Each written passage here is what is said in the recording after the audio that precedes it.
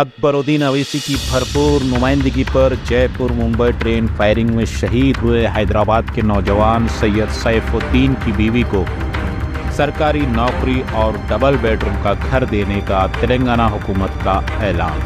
All India मजलिस इत्तेहादुल मुस्लिमीन के floor leader Akbaruddin Owaisi ने train में आरपीएफ कांस्टेबल चेतन सिंह की जालिमाना फायरिंग वाक़िए को उठाते हुए कहा कि इस फायरिंग में हैदराबाद के बाजार घाट में रहने वाले और आबाई वतन बिदर से ताल्लुक़ रखने वाले नौजवान सैयद सैफुद्दीन की मौत हो गई। इनकी बेवा शाहीन अंजुम इंटरमीडिएट तालीम याफ्ता है और इनके 3 लड़कियां हैं। छोटी लड़की सिर्फ 6 महीने की है। इस बेवा को सरकारी नौकरी दी जाए जिसके ज़रिए हम फ़िरका परस्त ताकतों को ये पैगाम दे सकेंगे कि तेलंगाना में नफरत की सियासत के लिए कोई जगह नहीं है। रियासती तेलंगाना असम्बली में अकबरुद्दीन अवैसी की दरख्वास्त और पुरजोश नुमाइंदगी पर मिस्टर तारक रामा राव ने शहीद सैफुद्दीन की बेवा शाहीन अंजुम को बल्दिया या किसी और डिपार्टमेंट में सरकारी नौकरी देने का ऐलान किया और साथ ही वो डबल बेडरूम का घर देने के ऑर्डर्स भी जारी करेंगे और पीआरएस पार्टी की तरफ से हर लड़की के नाम पर 2 लाख रुपये देने का भी वादा किया। इन्होंने मजीद कहा कि इंसानी हमदर्दी की बुनियाद पर यह ऐलान करते हुए वो तेलंगाना की गंगा जमनी तहजीब को पूरे देश में मिसाल के तौर पर पेश करने की कोशिश करेंगे। हैदराबाद से हमारे नुमाइंदे मोहम्मद सलमान की ये खास रिपोर्ट। मोहतरम स्पीकर साहब, मैं एक अहम मसला उठा रहा हूं और ये बताना चाहता हूं कि किस तरीके से इस मुल्क में आज हिंदू और मुसलमानों के दरमियान में एक नफ़रतों की दीवार को बनाया जा रहा है। उनके जहनों को, दिलों को बांटने की कोशिश की जा रही है और उनके जहनों को इस तरीके से करप्ट कर दिया जा रहा है कि वो एक दूसरे के दुश्मन बन जाएं, रेडिकलाइज कर दिया जा रहा है। और इसी रेडिकलाइजेशन का एक जीती जागती मिसाल हमारे सामने हालिया अरसे में पेश आई। वैसे तो हम मुल्क में कई जगह पर देख रहे हैं कि किस तरीके से कभी लव जिहाद के नाम पे मुसलमानों को मारा जा रहा है, कभी घर वापसी के नाम पर। तो आज मैं आपके ज़रिए बताना यह चाहता हूं कि 31 जुलाई 31 जुलाई को train number 12956 Jaipur Mumbai express में जो वाक़या पेश आया, और वो वाक़या ये था कि एक आरपीएफ का कांस्टेबल जिसका नाम चेतन सिंह था, उसने एक तो 4 लोगों को गोली मारकर उनकी जान ले ली, जिसमें एक उन्हीं का एक एएसआई ऑफिसर था, उसको गोली मार दी। और उसके बाद में 3 लोगों को, मुसलमान थे उसमें, जिनकी बड़ी बड़ी दाढ़ियां थीं, उनको गोली लगाकर कनपट्टी पर एक बोगी से दूसरे बोगी 3 बोगी आगे ले जाता है और ले जाकर उनको गोलियां मारता है और मारने के बाद यह कहता है कि इस मुल्क में रहना है तो मोदी और योगी को वोट देना पड़ेगा। और अफसोस मोदी और योगी के साथ कहता है कि फिर ठाकरे को वोट देना है। तो मुसलमानों के साथ इतनी नफरत क्यों?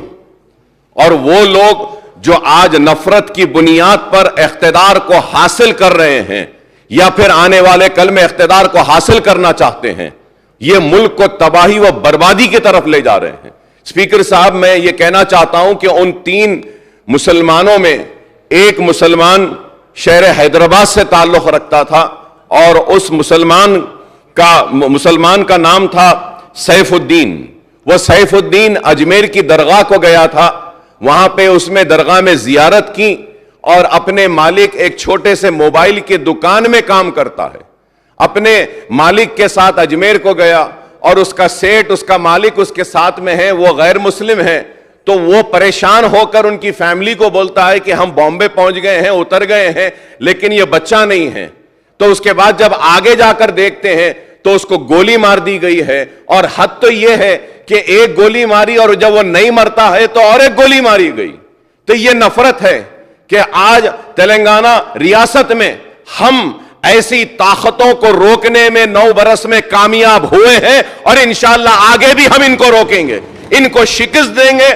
ہم ان کو بتائیں گے کہ تلنگانہ میں ہندو مسلمان آپس میں محبت کے ساتھ رہتا ہے, اور آج ملک کو کیا چاہیے؟ ملک کو ترقی چاہیے, ملک کو خوشحالی چاہیے, ملک کو بے روزگاری کا خاتمہ چاہیے. آج اس کے اوپر توجہ نہیں ہے, بس صرف نفرت نفرت نفرت کی بات کرتے ہیں. تو میں آپ کے ذریعے حکومت سے میں درخواست کرتا ہوں, ریکویسٹ کرتا ہوں کہ سیف الدین جو بازار گھاٹ میں رہتا ہے, اس کے 3 لڑکیاں ہیں.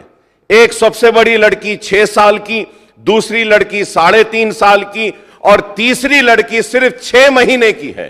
تو میں آپ کے ذریعے حکومت سے درخواست کروں گا کہ اس کی بیوی جو ہے, اس کی وائف انجم شاہین جو ہے, جو انٹرمیڈیٹ پاس ہے, اس کو ایک سرکاری نوکری اگر دیں گے آپ تو میں آپ کا ممنون و مشکور رہوں گا. اور اس کے ساتھ ساتھ 2 بیڈ روم کا فلیٹ اگر ملک پیٹ میں یا چندرائن گٹے میں جہاں بن رہا ہے وہاں پہ ایک 2 بیڈ روم دیں گے, اور کچھ نہ کچھ امداد اگر ریاستی حکومت کی جانب سے ان 3 معصوم بچیوں کے لیے اور اس کی بیوی کے لیے اگر دی جائے گی تو ایک اچھا میسج جائے گا, اور ہم بتائیں گے کہ یہ اس ریاست میں ہم فرقہ پرستوں کو کبھی آگے بڑھنے نہیں دیں گے, ہم ان لوگوں کو آگے بڑھنے نہیں دیں گے جو نفرت کی بنیاد پر ہندو مسلمان کو بانٹنا چاہتے ہیں. تو میں آپ کے ذریعے حکومت سے درخواست کروں گا کہ 2 بیڈ روم کا ایک فلیٹ اور ان بچیوں کو کچھ کمپنسیشن اور سرکاری نوکری دیں گے تو ہم کافی ممنون و مشکور رہیں گے آپ کے, اور اس کو ضرور مسلمان یاد رکھیں گے, اور آپ کے اس اقدام کا مسلمان ساری ریاست میں نہیں بلکہ ہندوستان میں اس اقدام کی ستائش بھی کریں گے. స్పీకర్ సార్, గౌరవనీయులు అక్బరుద్దీన్ ఓవైసీ గారు లేవనెత్తిన సమస్య ఏదైతే ఉందో నిజంగా కూడా గంభీరమైన సమస్య అధ్యక్ష. ఈ దేశంలో వాళ్ళు అక్కడక్కడ మాట్లాడుతూ ఉంటారు, పెద్ద పెద్ద మాటలు చెప్తూ ఉంటారు కొన్ని పార్టీలు, కానీ వాస్తవం ఏంటంటే అధ్యక్ష ఈ సంఘటన జరిగింది రాజస్థాన్లో, జైపూర్లో. హైదరాబాద్ సంబంధించిన ఒక పిల్లోడు వృత్తిరీత్యా ఉద్యోగరీత్యా అక్కడ పోయి పనిచేసుకుంటున్న పిల్లోడు దురదృష్టవశాత్తు అక్కడ జరిగిన మత ఘర్షణల్లో, అక్కడ ఉన్నది ప్రభుత్వం ఎవరికో అందరికీ తెలుసు, ఈ మత ఘర్షణలు దేశంలో జరుగుతున్నాయంటే, హర్యానాలో మంటలు మండుతున్నాయంటే, మణిపూర్లో మంటలు మండుతున్నాయంటే, జైపూర్లో అగ్గి పుట్టిందంటే, ఈ దానికి కారణం ఎవరో అందరికీ తెలుసు అధ్యక్ష. నేను దానిలోకి పోను, కానీ నిజంగా కూడా బాధాకరం అధ్యక్ష. 5 ఏళ్ళకి ఒకసారి ఎన్నికలు వస్తాయి, ఎన్నికలు వచ్చినప్పుడు అందరం ప్రజల దగ్గర పోతాం, ప్రజల దయ ఎవరికి ఉంటే వాళ్ళని గెలిపిస్తారు, వాళ్ళం అధికారంలో ఇక్కడ కూర్చుంటాం లేదంటే అక్కడ కూర్చుంటాం అధ్యక్ష, దానికి ఇబ్బంది లేదు. కానీ మతం పేరిట మంటలు పెట్టి, మతం పేరిట చిచ్చు పెట్టి, ఆ మంటల్లో చలి మంటలు కాల్చుకునే దౌర్భాగ్యపు రాజకీయం ఏదైతే ఉందో దాన్ని తప్పకుండా తెలంగాణ సమాజం ముక్త కంఠంతో తిరస్కరించాలి, ముక్త కంఠంతో తిప్పికొట్టాలి అధ్యక్ష. And I stand with my friend Akbar Owaisi in expressing wholehearted condolences to that family, sir. निजंगा कोड़ा पेपर में जो पढ़ा था सर अकबर साहब, बहुत बुरा लगा, बहुत ही దిగజారిన చండాలపు రాజకీయం అధ్యక్ష, ఇది మంచిది కాదు.